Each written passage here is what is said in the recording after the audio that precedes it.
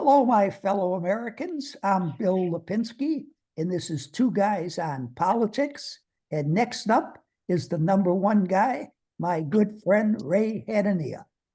Thanks, Bill. This is Ray Hanania, and it is July 23rd, 2024. A little early edition this week on Tuesday, Season 3, Episode 21.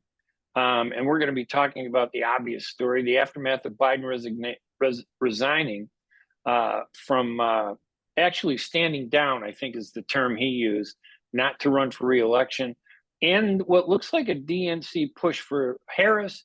And I don't know, for a while I thought Trump, had really restrained himself, but he's kind of returning to his old ways of pettiness and obstreperous name calling.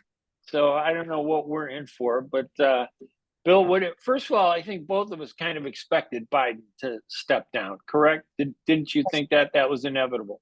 I was not surprised at all. I was surprised to a little extent that it took as long as it did, because I think it was obvious to everyone that he could not campaign any longer. But I want to ask you a question before we get into too much of the detail.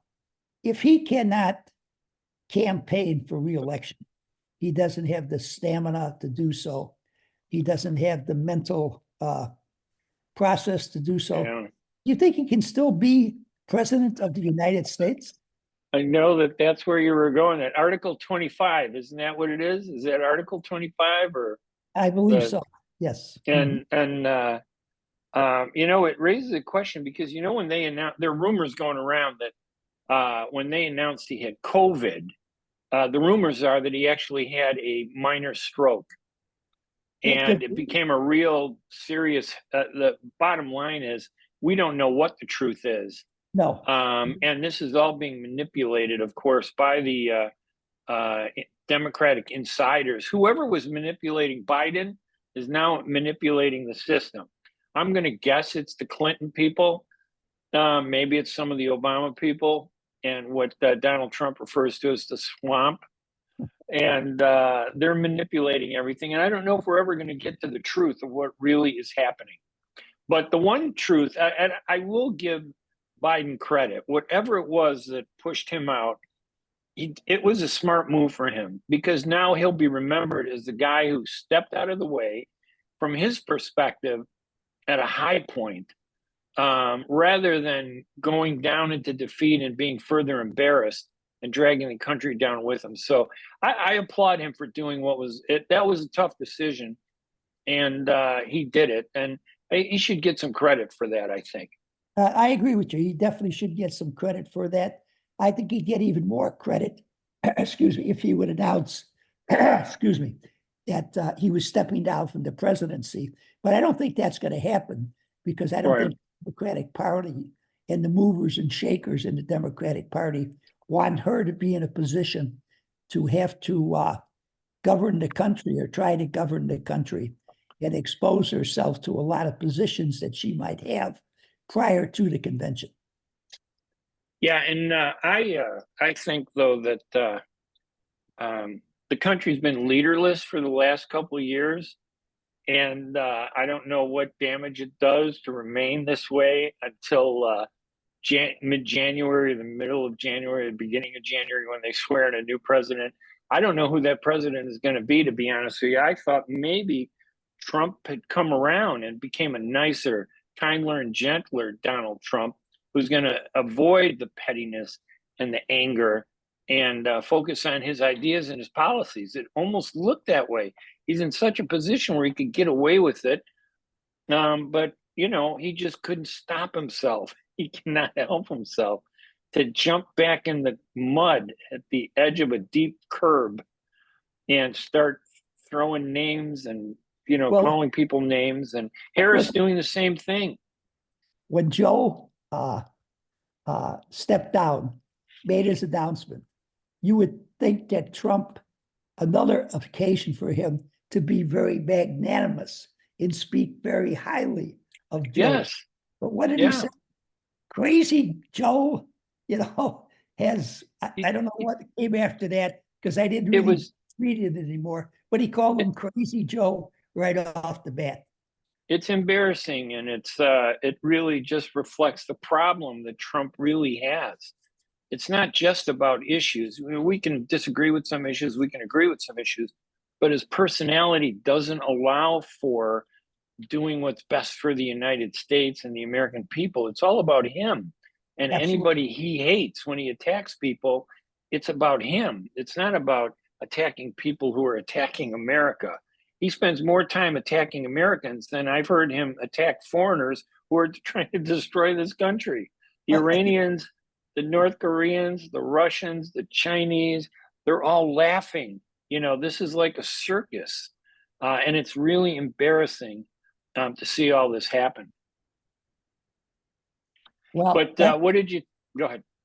I was just going to say, as we sit here today, I still think Trump is the favorite, and I think he will continue to be the favorite unless he goes off the deep end too often and is very, very childish in what he has to say about his opponents. If he does that, then I think that this becomes a race.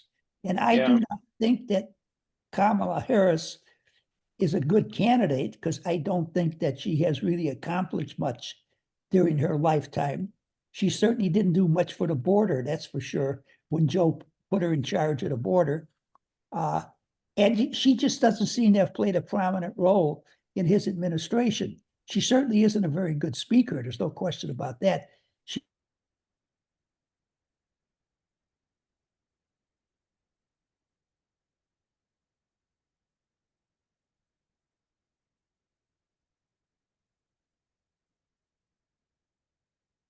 This race.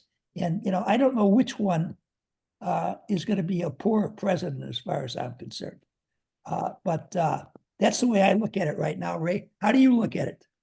Well, I mean, here's the thing. I mean, we don't know enough about Kamala Harris, but what I do know is that I don't think she's a very good candidate whatsoever. I think that right now, you know, they're trying to rally and gin up support to make her look strong. I think she's a very weak candidate. You can't even use the term African American to describe her, because her father was a Jamaican American. Her mother, I believe, was Tamil Indian from India.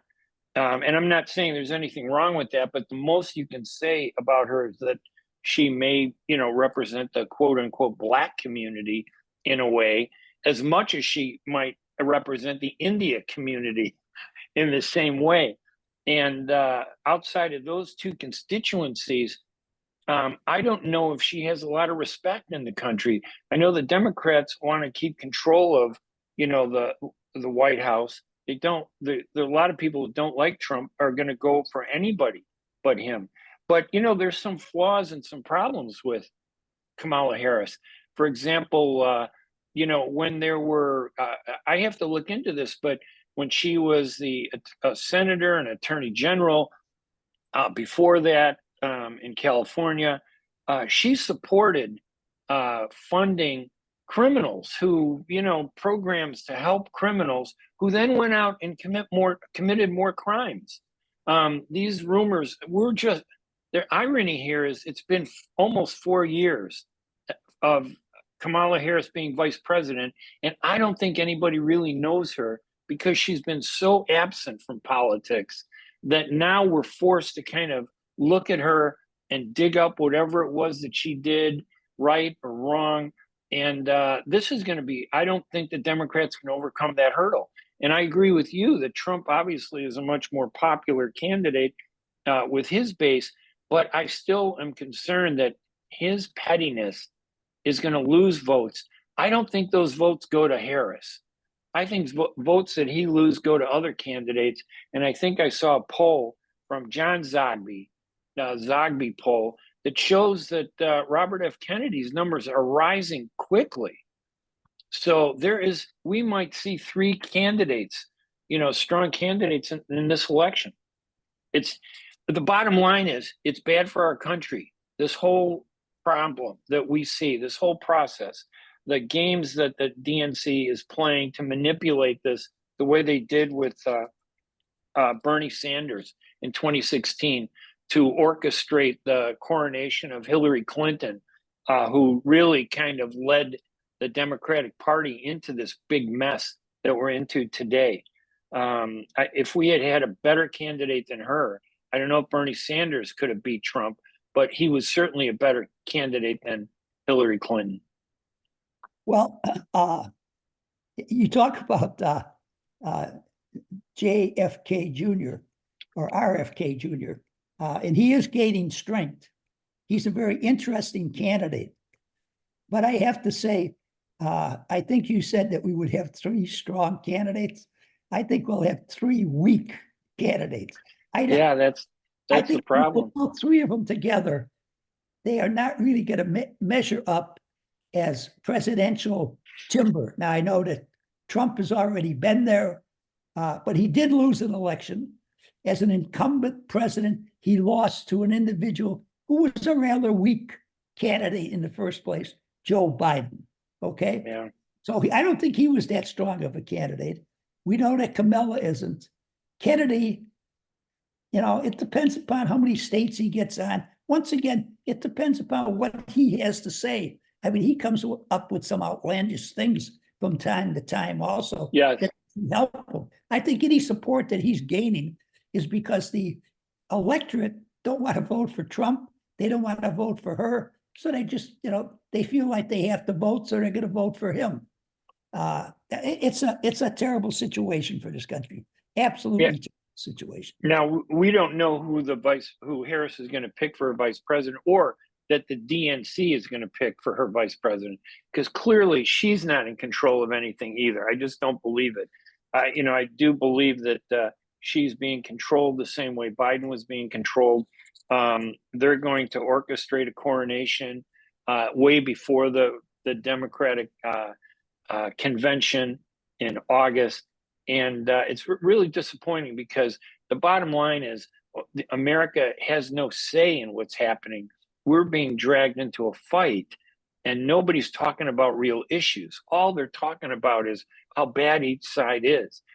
I think Kamala Harris has one strong point where she says she was a prosecutor and she put away a lot of people, and she knows Donald Trump real well. I think that's a good, legitimate criticism that she can make, but they need to stop this personal attacks from both sides. Kennedy's the only one that I don't see personally attacking anybody, because until now, the media is not taking him serious, and they're doing everything they can to orchestrate Kamala Harris's rise. And I think it's going to be another disaster for us. Yes, I concur. I mean, I don't know when we ever get a president who we can all be proud of. We may disagree with that person, right? Whether man or a woman, black, white, Hispanic, but a person that we will, disagree on the issues, but think the person is a good, decent person. Right now, I don't think we have any candidates along those lines. And I'm sorry about Kamala to say that about her, but I think it's true. I mean, her background in California and how she rose up through the ranks is very much under question. And when she went for the U.S. Senate, if my memory is correct, she won by 45,000 votes. The individual who ran for governor on the Democratic ticket won by 1,750,000. So obviously she just managed to slide in on his bills. In other words, she lost a lot of Democratic votes in her race that the other candidates received way above it. Now, there's, some talk about, oh, this is going to be locked in. I'm not sure it's locked in. Let's say, just for the sake of argument, they can say all they want, that they have commitments from more than enough delegates to win the nomination. They can say that. They're saying it. All the big shots are now coming out because they don't want to anger the Black community. I think that's part of the factor that's pushing people to rally around her. But when they get to the convention, what if somebody like, and I'm not saying she is going to do it, but what if somebody like Michelle Obama decided she wanted to run? Those delegates aren't committed to anybody. They may have said that, yeah, you're the only one in the race, you're the one I'm supporting. But I have to say that despite some of the issues I have with Michelle Obama, she would be a powerful candidate and I think she could beat Trump. And I'm not sure that other candidates like J.B. Pritzker, they're writing off this thing saying no one else is going to run. I don't believe that. When it's an open convention now, they're not formally committed by law. These are just delegates that, yeah, you're the candidate because there's nobody else out there. Even a guy like J.B. Pritzker, the governor of Illinois, who wants to be president, I don't think he has the nerve to challenge her because he doesn't want to anger the black vote, but he has the money to orchestrate himself to become the vice president and set himself up for a presidential run. Well, So it'll be interesting. Who do you think? Any thoughts about who the vice president might be that might help Kamala? well, they're talking about the governor of Pennsylvania being one of the leading contenders, and then the governor from, is it Tennessee or Arkansas, a Democrat, in a Republican state. There's 4 of them, and unfortunately, right now I'm drawing a blank on the other 2. Well, you're not drawing a blank. These are people that most Americans, if you had to ask them who they were, they don't know who they are. These haven't been leaders. We're missing a big leader. I only know J.B. Pritzker because I'm from Illinois, and I know that guy has more than enough money, and he wants to be president more than anything in the world. But yeah, there's no big names that anybody can point to and say, oh yeah, that person would be a magnet for her. I don't know if there is somebody that can help her, but I think we should have a fight at the Democratic Convention. There should be other choices, and the American people shouldn't be so disrespected that it's taken out of their hands and they just anoint somebody. Talking about someone being an invisible hand behind the scenes, it seems that to me that the former Speaker of the House, Nancy Pelosi, has played an extremely important role in getting rid of Joe Biden and getting support lined up for the vice president. And why she's so important, she's out, she's been out, but she has emerged now. She's on radio, she's on TV, first of all, talking about, well, maybe Joe, might have to retire. Joe ought to think it over. And now, of course, she jumped right in there supporting the vice president. Maybe she's got somebody in mind for the vice presidency. Maybe one of her friends from California that keeps sending me solicitations for their various races. But her emergence surprised me. Ray, I don't know. I mean, I just think it's a very, very poor time for our country. We have survived other bad times. I just hope and pray that we can survive this. One thing, there are 6 people who I talked to since Biden stepped down that all were for Biden. 2 of them were close friends. The other 4 are people who I know from church or I know from, shopping and running into them. I discussed this with them. All 6 of them were voting for Biden. Only 2 of them might vote for her. The other 4 definitely will not. Now, they're not going to vote for Trump, right? But they're not going to vote for her. Well, they don't have to vote for Trump to really affect this election. If they don't vote for her and they were going to vote for Joe, that's going to be awfully difficult for her to make up. And I hear more and more of that all the time. And there was an article today in the New York Times, one of their prominent writers, talking about the problems that she's going to have. Excuse me. And he thinks that Trump is going to win this election. Now, for somebody from the New York Times to predict that Trump is going to win the election, that's really a miracle, I think. Yeah, and I think things are far worse than the media was presenting when they were talking about Biden being vulnerable. Up until he stepped down, they were saying, well, Biden's only a few points behind Trump, and you can't trust polling. Of course, they're the ones that sell the polling, and that it's within the margin of error. But I don't believe that the Democrats would have allowed a discussion about stepping down had it been that close. I think it's far worse than what we've been told about, what the real status is of Joe Biden and Kamala Harris. And I think that they said, well, she trails a little bit better than Biden against Trump. I don't believe that. I think she's so far behind. And I don't think we're being told the truth. I do know the media is going to go out of their way to make her look good. They're going to do everything. And you can already hear it. I can't even listen to cable talk anymore on CNN or MSNBC. And, Biden's, when they look back, they should blame CNN for what they did, because they're the ones that set him up for failure at that debate. But Yes.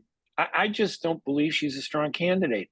And the only thing that's going to destroy Trump is Trump himself. If he can't become a better candidate, I'm not sure he can win either. It's going to be an interesting scenario, and a lot of people are angry. I'd like to see a strong, if Harris could come up with a strong Democratic vice president. I'm not even sure that could save her, because she had 4 years to introduce herself to America, and really nobody know. I've asked people, what do you know about her? They don't know anything. She has 3 months now to sell herself. All we're going to get are exaggerated headlines that she's the greatest thing, since rice and bread. And I think we're in for a big problem. It's just disturbing to see this. You know what her position is on Ukraine and Russia? Because I don't. No, I don't. I don't know what her positions are. She's not talking about that stuff. I heard her speech yesterday, and then I heard some of her remarks today. Yesterday was more about, oh God, thank you, Joe, for stepping down and giving me my life's dream. That's the kind of speech I got from listening to her. Today, I haven't heard any substance. The only thing that stands out is, and this is more from her allies, who say she's a prosecutor and Trump is the prosecuted. Well, that's I think that's a good, something Trump would say. Yeah, and that's the other thing. You don't have to turn to the negative. I would just love to see some candidates stand up and say, here's what this country needs. Let's back that. Let's come together. Let's do this and resist the temptation to attack the other side, because that's just wasting time. And I think the people are tired of that. People are upset. The middle people, the people in the middle ground. But what are they going to do? Do they have a candidate?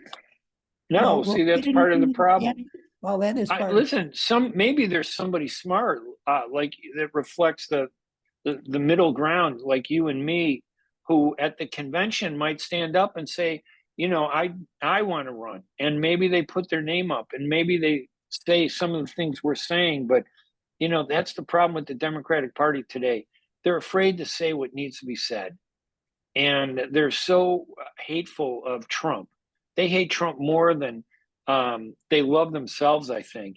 And that's not to say that Trump and the Republicans are any better, but that you'd think that the Democrats, who are quote unquote more liberal, more open-minded, that they might recognize they're in a real problem, instead of drinking the Kool-Aid and saying, no, we're going to win, we're going to win. They were drinking the Kool-Aid with Biden. He said, I'm not going to step down. I'm not going to step down. I'm not going to step down.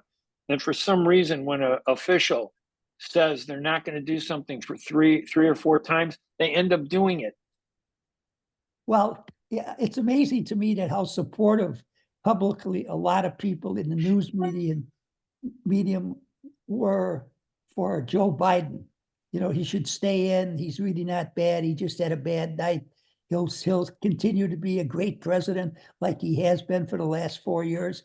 And then when he stepped down, they did such a quick switch to her. It's unbelievable. It was lightning quick. You're absolutely right. They didn't even hesitate.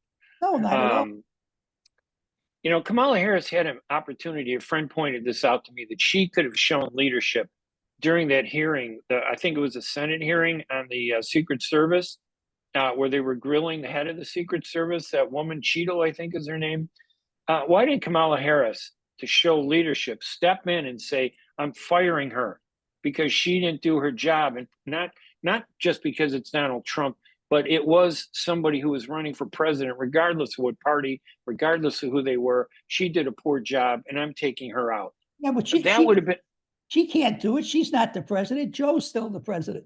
But she could have stood up and said, I'm demanding that she step down and show leadership. She could have done, believe me, if she said, you're out, Joe would do anything, because I'm not sure he's in control. Sadly, he's not making the decisions.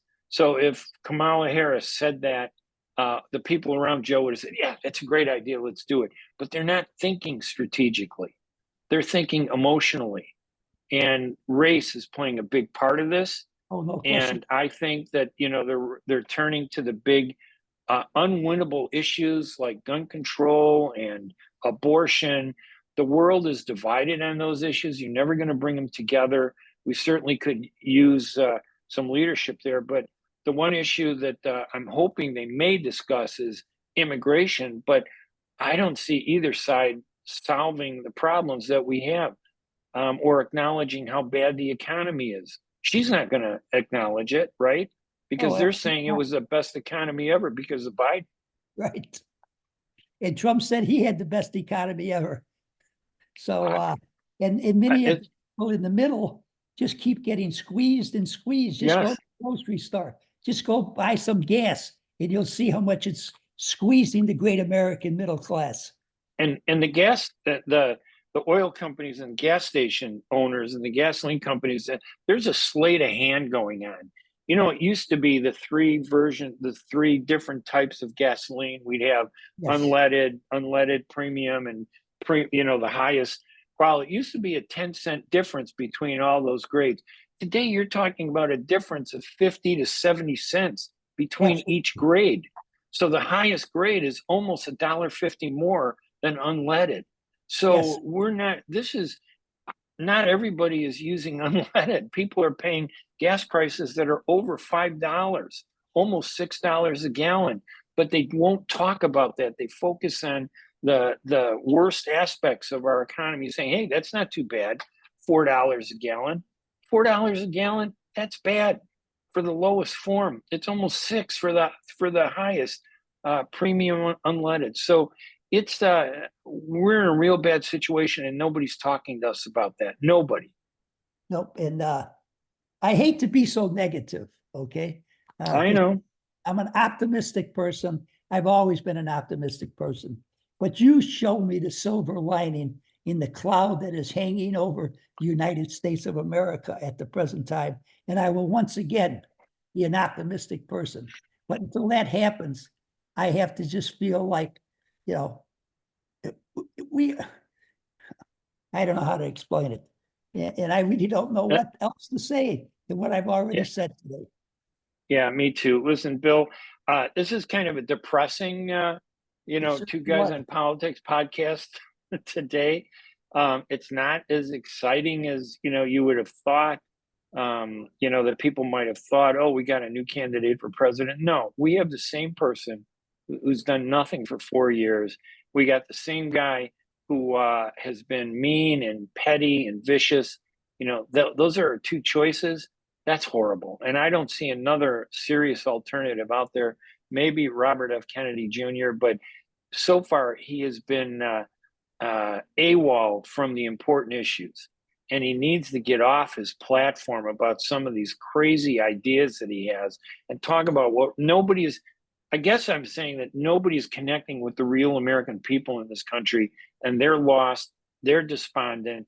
And because of that despondency, some goof is going to win the presidency, and it could be either or, and it won't make a difference for us. Well, I just hope and pray that if Trump wins, the Democrats control the House or the Senate. And if she wins, I hope the Republicans control the House or the Senate, because we must have some entity that can block the extreme positions that both of these people take. Yeah, I think that's the best we can hope for. Yes. And that's pretty sad, isn't it? Yes, it is. All right. I'm Reagan and Hanania. I'm Bill Lipinski. And this has been Two Guys on Politics. We didn't mean to leave everybody so depressed as a result of all this, but I think it's a reflection of what our country's facing. We will see you next week, a week from Thursday. This is Tuesday, and it's July 23rd that we're taping this one, but we'll be back on in August, I believe, when we do our next episode a week from Thursday. You guys have a great week. Thanks, Bill. Thank you, Ray.